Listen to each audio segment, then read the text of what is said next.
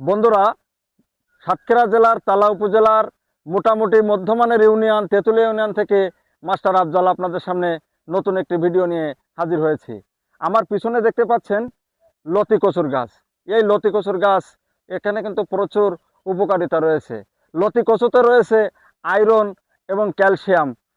সুতরাং এটি যে কত ধরনের উপকার করে সেটা আপনারা না জানলে বিশ্বাস করবেন না। এই লতি কচুতে আপনার হাড় ক্ষয়রোধ করে, লতি কচুতে কোষ্ঠকাঠিন্য দূর করে এবং লতি কচু ডায়াবেটিস রোগীদের জন্য কিন্তু খুবই উপকারী। এবং একটি কচু গাছ বিভিন্নভাবে আপনারা খেতে পারবেন। এই দেখতে পাচ্ছেন লতি কচুর পাতা। পাতা না খেলেও আপনি এই গাছটি একেবারে খেতে পারবেন। এবং এর যে গুঁড়ায় দেখতে পাচ্ছেন এই যে লতি, কচুর লতি যেটা হয়েছে, এই লতি আপনারা রান্না করে খেতে পারবেন। সুতরাং এই কচু গাছ মাথা থেকে গোড়া পর্যন্ত কোনো কিছুই বাদ যাবে না।